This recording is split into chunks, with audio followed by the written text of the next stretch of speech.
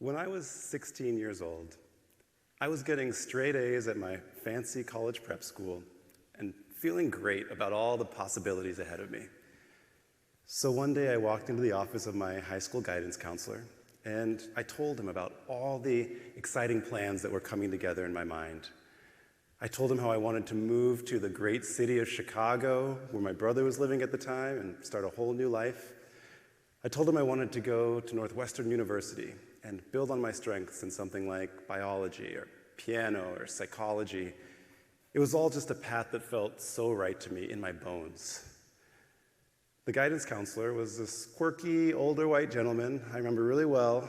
In response, he looked directly at me and he said, "Well, it's a nice plan, a great school, but it costs a lot of money and they don't let a lot of people in." And that was pretty much the end of the conversation. I walked out of that office knowing I had a lot of other support in my life. I put the conversation to the side and kept moving forward, but it stuck with me. And I would think about it from time to time over the years and just wonder how that interaction or others like it could really affect someone, especially if they don't have a lot of other support in their life or they're not sure what they might be able to do. So I kept going. I followed through with my plan. It worked out really well for me. I continued on to grad school in psychology. And eventually, I found myself fixated with studying the lives and life paths of young people. And in this work, the problem I've come to recognize is that people are constantly made to feel smaller than they might otherwise become by the people and the systems around them. And this really matters because it holds us back from seeing and reaching who we might be. My colleagues and I have also found, however, that key messages at critical moments can keep people inspired by possibility. We've been conducting experiments for the past 15 years testing how messages that open possibilities can change people's lives by expanding their identities rather than shrinking them. And when I say identities, I mean all of the ideas that you have about who you are or who you might be. This includes the groups that feel really core to who you are, which we call social identity, like your family can be a part of your identity, or your race, your ethnicity, your economic status. But identity is more than just all these ideas about who we are right now. It's also your ideas about who you might become in the future, which we call future identity. And all these different parts of identity are constantly being shaped by the environments that you find yourself in, by the things that you go through, and by the messages that you take in. These messages can either shrink your identities and make you feel smaller, or they can expand your identities to bring more possibilities within reach for you to then work towards. So to make all this as clear as possible, let's imagine together a specific 11-year-old kid. Let's give him a name. We can use my brother's name and call him Reggie. At the age of 11, Reggie's moving from being a cute little kid to a preteen. He has got good friends, loves his family. And when he gets asked that question, people always seem to ask, "What do you want to do when you grow up?" He actually has a pretty solid image coming together in his mind. He is growing up in a modest apartment, but he loves beautiful homes and has an eye for how they're designed and constructed. And he likes math, so he sees himself becoming an architect and designing homes all over the world. At the same time, he's starting to learn more and more about the barriers in his way to reaching that possible future identity. Everything he's going to have to accomplish, all of the money it takes to get there. It's this part that we wanted to tackle in our research. So we've run experiments testing how kids like Reggie react or respond to messages that open or close possibilities. How does that change what they imagine for their own future identities and what they actually do? So let's say somebody comes into Reggie's classroom one day with a message to share. And this is just like we do in our experiments. It's something like, yeah, college can cost a lot of money, but there's this thing out there called need-based financial aid. There are these resources and opportunities to help you get there. Tuition can be really low or even free if you set yourself up to get to the right places. Our experiments show that getting that message changes how Reggie responds to the question of what do you see yourself doing later in life. All of the possibilities that probably require college, like becoming an architect, become bigger in his mind, And he becomes 30% more likely to see that for himself and give that type of response, compared to if he just gets a message saying, here's the cost of college, end of story. What's really interesting on top of that is that the message that opens possibilities does more than just change what Reggie imagines. It changes what he actually does to get there. Our experiments show that after getting that message, he plans to spend twice as much time on homework the following night.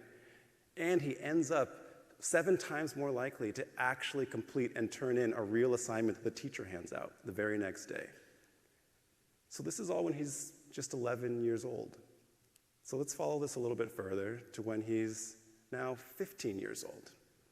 He's in the middle of high school and still really excited about this possibility of architecture in his life because of the messages he's been getting, opening the possibilities and the things he's been doing as a result of them.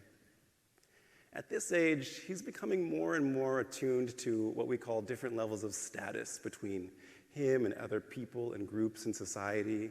Who seems to have more stuff, have nicer clothes, more expensive homes. Ultimately, he's picking up on whose lives and identities seem to be setting them up for all this success that everybody seems to want. So what we wanted to know in our studies is how are the messages that he's getting at this point about his own identities, who he might be now or in the future, changing the extent that it feels still worth it to keep working towards this long-term goal. So let's say somebody comes into his high school classroom with a message to share. It could be a counselor or a teacher, again, just like we do in our experiments. But this time it's a message specifically about his identities. It's something like, you may be noticing that there are some people and groups in society who seem to have more money or seem to be better set up to succeed in life. But actually, those people and groups that are seen as having less and having to work more for things, they gain some specific advantages because of that experience. That type of social position leads people to develop all sorts of strengths and skills and perspectives and connections that are really key to contributing to school and society. What we find and replicate in multiple experiments is getting that message that you might be a person with special strengths because of your identity leads Reggie to feel better about who he is and his chances in life. And this is above and beyond just some general positive, you can do it type of message. It's the specific connection between his identity and those strengths that's especially powerful. For example, he starts to reflect and he realizes that he has to work a lot to help to contribute to the family, and he has to take care of his brother all the time while his mom is working late, so he's become really good at time management and still getting everything done. It's these types of realizations as a result of the message that lead him to have a significant boost in his self-esteem compared to if he didn't get that message. But it's not just that empty self-esteem. What's again interesting is that he becomes more inspired, and he becomes almost 10% more likely to continue working and persisting every time he runs into difficulty in a challenging school task or assignment compared to if he didn't get that message.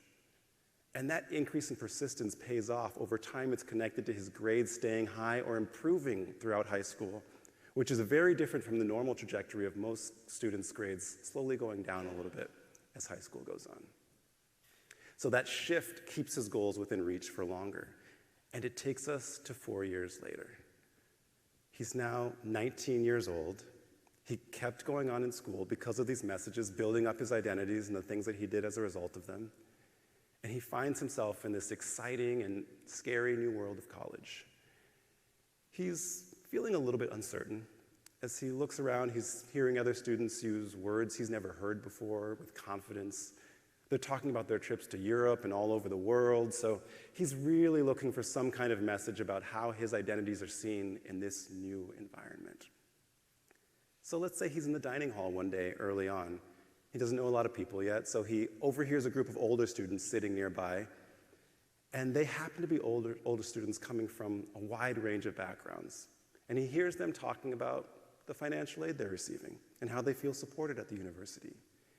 He hears some of them saying they realize they're coming from homes and neighborhoods that aren't the same as many of the wealthy students who seem to be around, but it's turning out to help them. They know a little bit more about how to handle the tough situations that come up during college. They know a little bit more about real-world issues and topics. He hears them say they realize they're bringing more into the classroom because of their identities and where they're coming from, and that it's being recognized.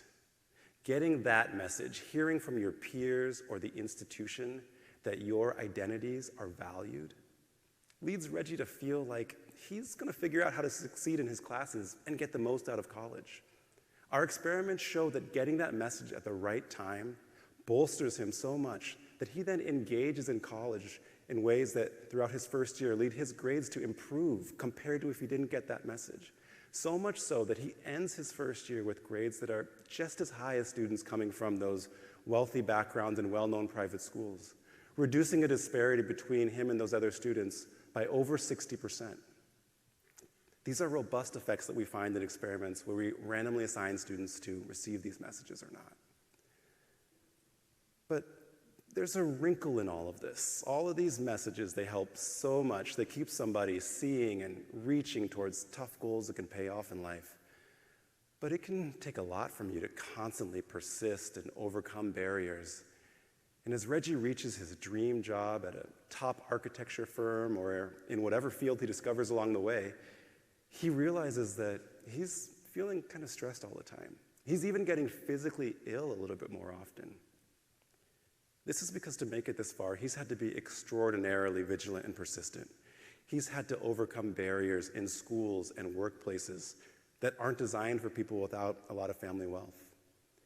He's had to deal with constant experiences of prejudice and discrimination in settings that aren't used to seeing someone like him succeed.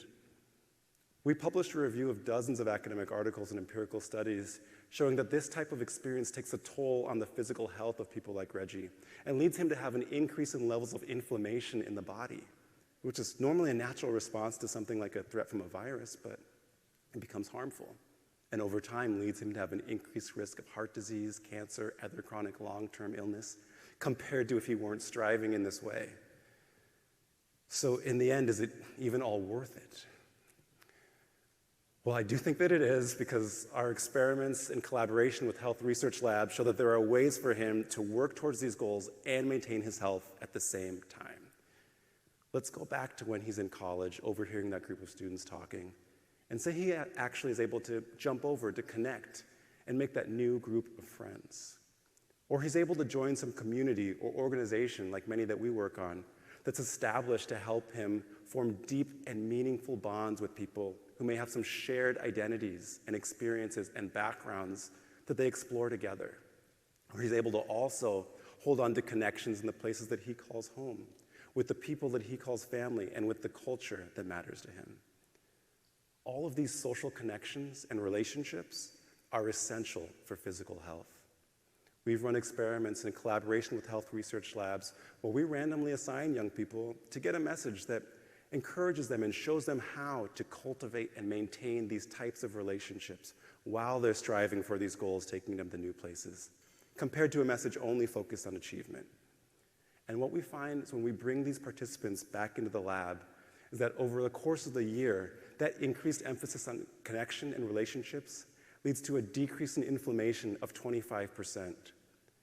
So by not only expanding his identities, but also keeping them connected to close relationships, Reggie's able to find achievement and health at the same time. Now, my actual brother Reggie had a very different life path than the imaginary 11-year-old kid that we just followed. His life ended when he was struck and killed by a drunk driver almost exactly 10 years ago. He was just a couple of years older than I am now. I really looked up to the life that he was able to build. It was full of joy and community and success, doing what he loved. But he had to find all of that despite not receiving any of these messages we've been talking about in schools, building up his identities or opening possibilities. I never had the chance to ask him how he felt about all of that, if there were any possibilities he felt like he let go of, or if it all just seemed harder than it needed to be to find his way. What if these schools and systems that we're in as we're growing up actually supported everyone's vision and potential?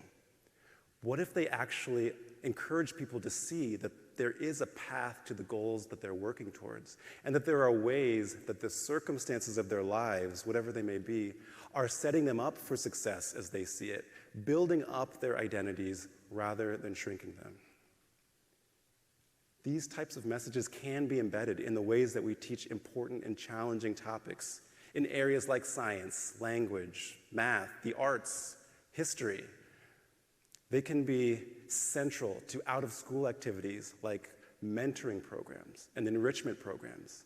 These messages can be backed up by the policies that are necessary to make the financial resources that you need to reach these goals actually available for every kid without taking on crippling debt. In the meantime, as we continue to push for the systemic changes that would be necessary to make these types of messages just feel common, we also each have power as individuals. I'm thinking about you as parents, as coworkers, as leaders, as friends.